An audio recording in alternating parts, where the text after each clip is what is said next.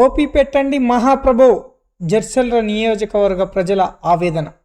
ఇంతకు జడ్చర్ల ప్రజలు ఓపీ ఎందుకు పెట్టమంటున్నారు, ఎందుకు ఆవేదన పడుతున్నారు? ఈ వార్తలోకి వెళ్లే ముందు ఛానల్ని సబ్స్క్రైబ్ చేసుకోండి, షేర్ చేయండి, లైక్ చేయండి, కామెంట్ చేయండి. మీ పాలమూరు పోరడు జేసీఎల్ న్యూస్ టీవీ జయపాల్.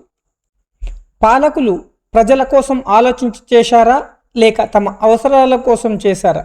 ఒకప్పుడు అడుగు దూరంలో ఉన్న ప్రభుత్వ దవాఖానా ఇప్పుడు పేదలకు అందని ద్రాక్షలా మారింది. 100 రూపాయలు ఆటో ఛార్జ్ పెట్టి ఆసుపత్రికి వెళ్ళలేని పరిస్థితి ఎందుకు వచ్చింది? Badepalli community health care centre తరలింపుతో ప్రజలు పడుతున్న ఇబ్బందులు ఏంటి? అసలు 100 పడకల ఆసుపత్రి నిజంగా 100 పడకల ఆసుపత్రిలా పనిచేస్తుందా? ఈరోజు పూర్తి వివరాలు మీకోసం. జడ్చర్ల పట్టణంలోని Badepalli community care health centre ఎన్నో ఏళ్లుగా వేలాది మంది పేదలకు అందుబాటులో ఉన్న ప్రభుత్వ దవాఖానా. అయితే కొత్తగా 100 పడకల ఆసుపత్రి ప్రారంభించిన తర్వాత ఈ కమ్యూనిటీ హెల్త్ కేర్ సెంటర్ సేవలను అక్కడికి తరలించారు. అయితే ప్రజలు చెప్తున్న మాట మాత్రం ఒకటే, ఆసుపత్రి కొత్త భవనంలోకి మారినా తమ కష్టాలు మారట్లేదు, తగ్గట్లేదని బాధపడుతున్నారు. ప్రస్తుతం 100 పడకల ఆసుపత్రిలో అన్ని విభాగాలు పూర్తి స్థాయిలో పనిచేస్తున్నాయా? అవసరమైన వైద్యులు ఉన్నారా? అన్ని సౌకర్యాలు ఎల్లవేళలా అందుబాటులో ఉన్నాయా అనే ప్రశ్నలు ప్రజల నుంచి వినిపిస్తున్నాయి. కొంతమంది స్థానికులు 80 పడకలు అంటున్నారు, అది 30 పడకలకు తగ్గించారంటారు. తిరిగి 80 పడకలు, మళ్ళీ ఇప్పుడు 100 పడకలు అనే ప్రకటనలు వస్తున్నప్పటికీ సేవలు మాత్రం ఆ స్థాయిలో కనిపించలేదని ప్రజలు ఆరోపిస్తున్నారు.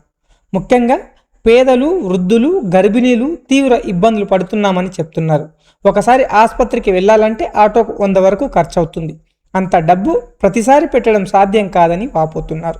అందుకే పాత కమ్యూనిటీ హెల్త్ కేర్ సెంటర్ కనీసం ఉదయం 9 గంటల నుంచి మధ్యాహ్నం 12 గంటల వరకు ఓపీ సేవలు నిర్వహించాలని ప్రజలు ప్రభుత్వాన్ని కోరు. జడ్చర్ల ప్రజల మనోగతం ఏంటి అనే విషయంపై రేపు జేసీఎల్ న్యూస్ టీవీ జడ్చర్లలో ప్రత్యేకంగా ప్రజల్లోపలికి వెళ్ళి వాళ్ళ మనసులో మాట తెలుసుకోనుంది. పాత దవాఖానలో ఓపీ పెట్టాలా, సబ్ రిజిస్టర్ కార్యాలయం పెట్టాలా, ఇన్కమ్ ట్యాక్స్ కార్యాలయం పెట్టాలా? మీరు చూసిన వాళ్ళు కూడా కామెంట్ చేయండి మిత్రులారా. ఇక్కడ ఏం ఆఫీస్ వస్తే బాగుంటుంది, ఏం చేస్తే బాగుంటుంది? ఇప్పుడు ప్రస్తుతము ఆ భవనంలో మనం నిన్న మొన్న చేసిన వార్తకు రాష్ట్ర వ్యాప్తంగా హల్చల్ అయింది. సహకరించిన ప్రతి ఒక్కరికి ధన్యవాదాలు. నిజమాగదు, తప్పు దాగదు. మీరు కామెంట్ చేయండి, నేను ధైర్యంగా ముందుకెళ్ళి ప్రజా అవసరాల కోసం అక్కడ ఓపీ వచ్చేంత వరకు నా వంతు నేను కృషి చేస్తా. మీ ప్రేమ అభిమానాలు ఉంటే. Thank you.